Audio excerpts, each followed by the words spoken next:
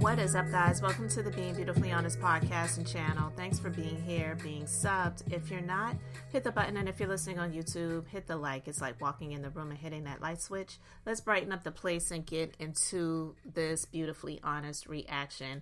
I'm not going to play the clips from the interview. I listened to some of it, and I also heard about the severing of ties, if you will, between Stormi's COO, which I just want to share my thoughts on it and give my beautifully honest reaction to his statement, which I'm not going to read, and also to the interview that Stormi Steele did with B. Simone on her podcast, which ironically came out after his statement came out. So I don't know how that happened to be. I don't believe that statement was released and then B. Simone contacted her, or she contacted B. Simone real quick and said, hey, interview me. I want to, talk about my business, and then let's go ahead and get this out real quick. I don't believe it happened in that way, but there's some things that I just wanted to share my thoughts on. I don't know any of these people, obviously. Probably never will. But some things struck me because myself being someone who is in the beauty industry and I am aware of some of the things that she was discussing, it just did not really ring true to me. But listen, any stranger things have happened, and it could be possible that somebody forged Stormi's name on some documents and got a bunch of money. But the reason why I even wanted to talk about this, guys, is because, like I said, myself being someone who is in the beauty industry, I have been since 2008 and still am. I'm more on the brick and mortar side of things, and I have some stuff online as well, but it just really bothers me, and this is why I want to talk about it. Seeing Stormi on Love and Marriage Huntsville over the past couple of seasons, I guess it's been maybe a couple seasons now. I don't know. I can't keep up.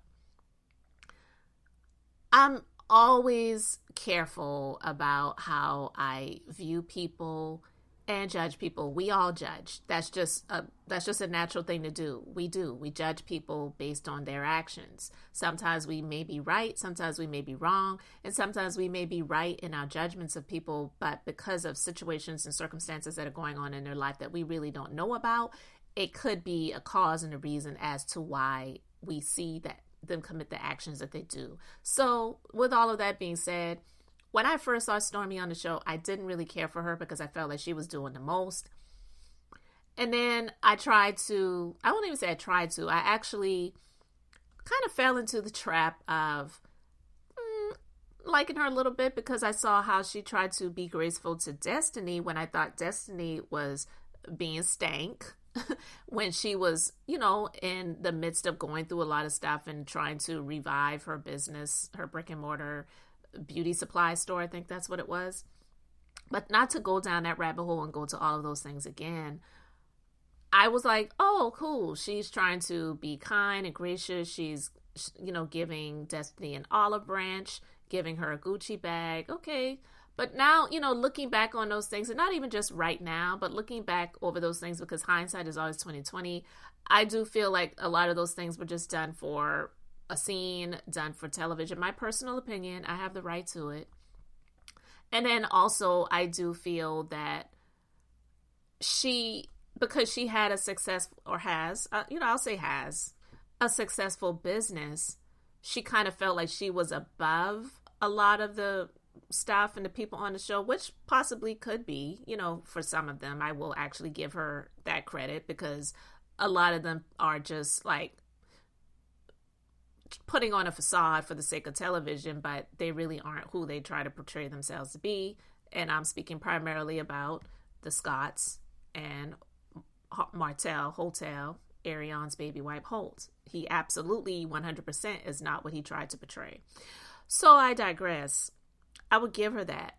But I just also, I've seen some things over time where she just always kind of just rubbed me the wrong way when it came to how she was talking about nobody gave me nothing. I got everything I got out of the mud. But also, it's a turnoff for me for when anybody, I don't care who it is, when anybody brags about the money that they make, and not only brags about the money that they make, but showcase it by like showing stacks of cash. That is just, to me, low class and tacky. I don't care if it's 50 cents. Like, I saw a cover of a magazine that he's on recently. I saw it on Instagram on somebody's blog, and he's sitting on stacks of cash. Like, nigga, we know you got money. We don't need to see it. It's just classless and it's tasteless. And rarely, I can't think of any white guys or Caucasians or even other cultures, races, or ethnicities that do that type of stuff. And it's like, what is it about Black people and showcasing cash? Even the stupid ones that go to strip clubs and they're throwing cash around and making it rain. Like, I don't know if that's still a thing? I've never frequented strip clubs. For me, I never understood what the appeal was, but I digress.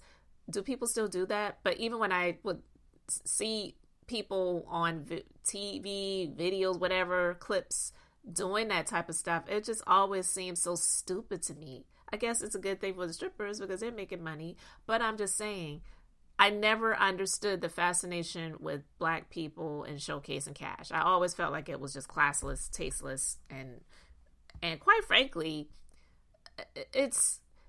I feel like a waste of the opportunities that I feel God has allowed people to have, because I don't believe God has allowed people to be able to become prosperous to show off their money.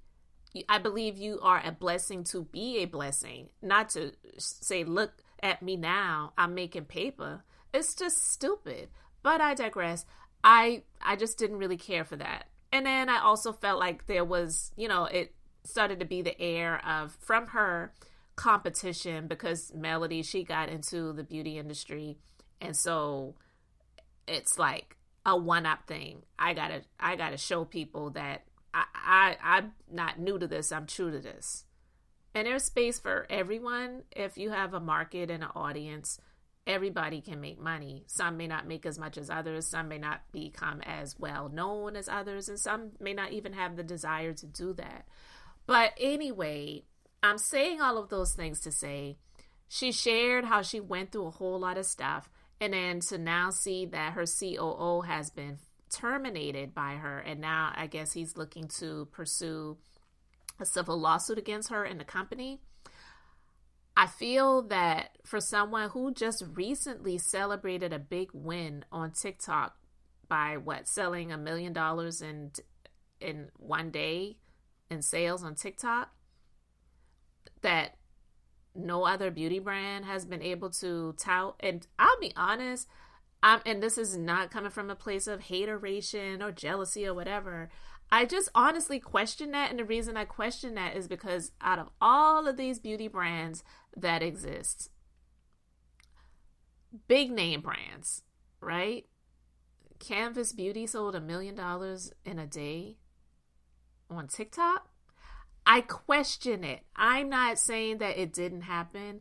I'm just saying it, to me, is questionable.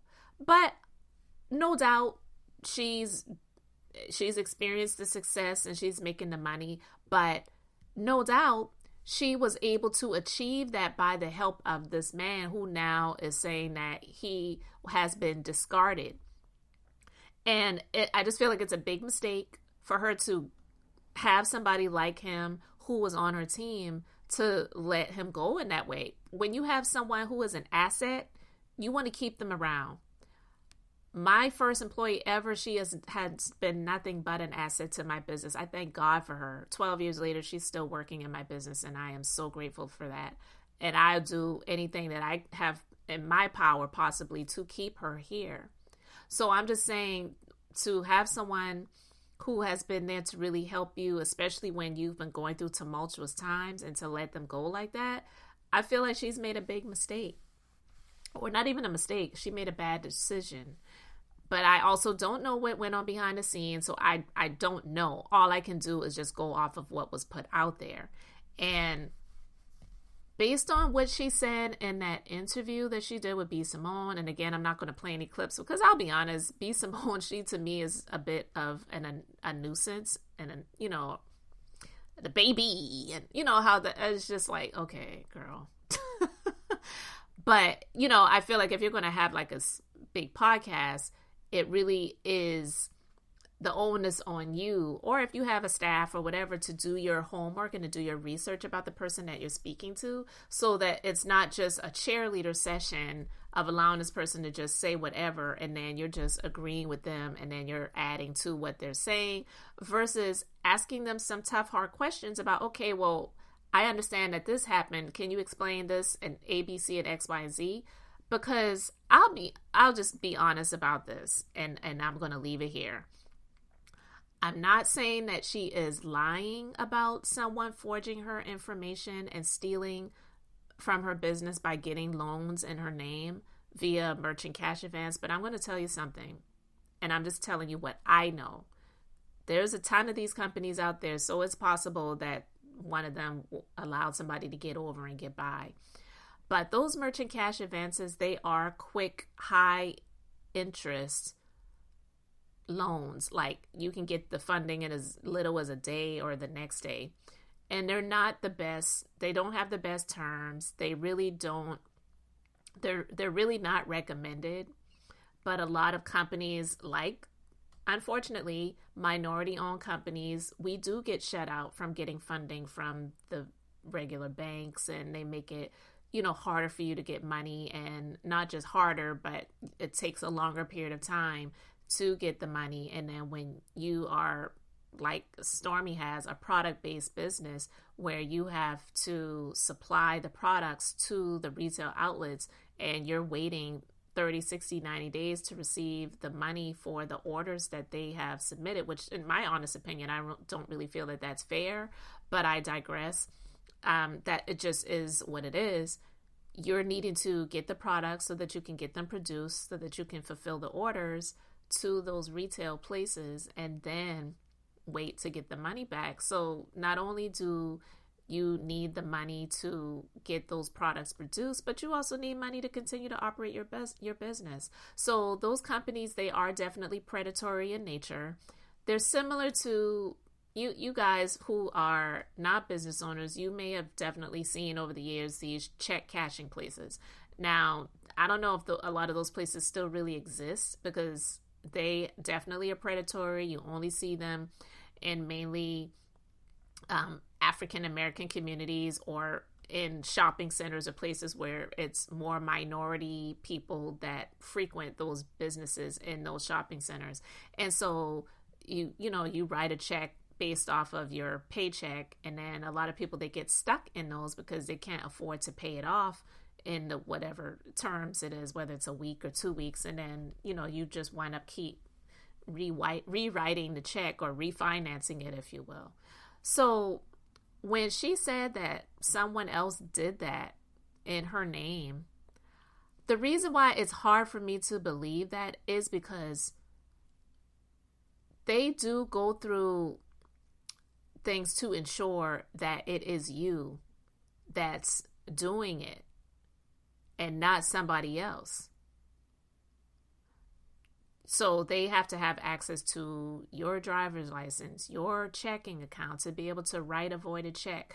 Sometimes they need to be able to have access to your bank account, because those companies, they will like do a connection to your bank account to make sure that it's you. And you also have to supply them with like 3 to 6 months of business bank statements, because they base it off of your revenue. So it's not what they say, it's not technically a loan. And so she said that this person did this, got like, I don't know, like $300,000 to $500,000. I don't know what the amount is, honestly, but this person used her information and refinanced it like 2 to 3 times. The only way those things could even get refinanced is if they did it with the same company. It would have had to have been paid off by a certain amount.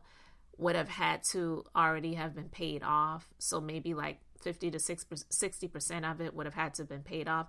And the way they get paid back is they either draft from the same account that you sent the bank statements for that your revenue is going into. They draft from your account every week, and then you might find some that will draft every month, but some of them actually do daily withdrawals to pay back. So that's one of the reasons why it's hard for me to believe that, because those companies, they actually have to have access to your accounts. So it's not like somebody using your name, they get say like a credit card or some other type of regular loan in your name, and then they have to make the payments every month, and then they just not make the payments, and you just wind up finding out one day that someone stole your identity and they open up an account in your name. Those don't work that way. So for those who know, they know that what Stormi was saying happened to her. It just doesn't sound believable. So the other thing too is, if she's making all of this money, right? She's making all of this money, and she's got all of these business debts, all of these people suing, and all of these different things like that, then why is it that she is not paying those things off or paying those things down? And she's wanting to showcase a life and a lifestyle of wealth and prosperity. Like, that doesn't make any sense. I don't understand it. To me, it comes across as extremely foolish and selfish. And it sounds like the guy, Kyle Ivanko, her COO, to me, it sounds like he was more of like a business partner than an actual employee. But I digress. I don't really know all the ins and outs of all of that. I haven't seen the contracts. I haven't seen the employment agreements. I haven't seen any of that stuff. So I don't know. But she didn't do her homework in the first place, and then wanted him to sign some sort of non-compete agreement after the fact in exchange for a month's worth of pay. To me, sounds crazy. But again, I don't know all of the ins and outs. I just wanted to share my reaction to what I listened to and what I heard in terms of his statement and what I picked up from it. But yeah, it sounds like she made, possibly, my personal opinion, sounds like she made a bad decision in letting him go, and may wind up paying extremely hefty for that decision ultimately in the end. I don't know, child. I just feel like sometimes these people, they really want to showcase to people, and they're trying to prove a point that, yeah, I'm successful, I'm rich. Like she liked to say, I'm rich, I'm making money, but where's your heart? Like, how clean is your spirit? Can you really live with yourself? Do you have peace at night? I would much rather have peace and just be able to know that I can pay my bills that I do have, and live in a 2,000 square foot house versus on some estate with acres, and then also having another house. Like she said, she has 2 homes, and having all of the responsibilities that she does have, and it doesn't really seem like she is able to stay on top of the things in order to make sure that all is flowing well in her business. Yeah, she may have a number of people that don't care for her. I don't believe that has anything to do with Melody. There may be some people who don't care for her because of how they see things with her and Melody now. But I do believe that a lot of it just has to do with how my personal feeling is how she turns people off with the, I'm rich, I got it out the mud, nobody gave me nothing, my haters. And it's just like, girl, everybody has haters in some way, shape, or form. That's just a part of life, because not everybody likes everyone. But you turn people off even more when you operate in that way, and people feel that you don't really know how to handle the success, or they feel like you're in constant competition with other people and you're just trying to show and prove that you're better than them. And nobody likes people like that. But we're going to see where this goes, because I just really questioned it when I heard her talk about the merchant cash advance situation and how she said that somebody stole her identity and forged her name and all this other stuff. I don't know. Things like that happen in terms of people stealing, in financial situations in order to get credit and stuff like that. But the merchant cash advance situation, that's definitely a bit different. And that's why I'm honestly feeling like she may feel that it is more suitable and it'll look more palatable if she were to say that somebody else did that versus her. So it doesn't look like she needed to do anything like that because that's beneath her. It's like, no, my business is making money. I don't have to do anything like that. Versus just being honest to say, you know what? Business was going through some tightness and, some tough times. And I needed some quick money to inject into my business so that I could get some products produced so that I could fulfill these orders for whatever stores her products were, being sold in. And that was an option that was there. And she got in a bind and wasn't able to continue to make the payments. It's easier to say that somebody else stole her identity and did it. Who did? I don't know.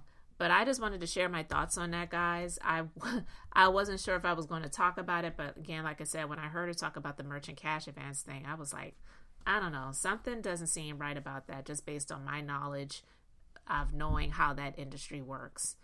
And also the fact that her former COO said he does have legal representation and he does plan on suing her and the company, and he put that information out there in the public. I just wanted to share my thoughts on that briefly, so you can let me know yours in the comments. Thanks for being here, liking, and subscribing. I'm Beth, just being beautifully honest. So until next time, I wanted to keep it brief, beautiful, and now I'm going to say bye.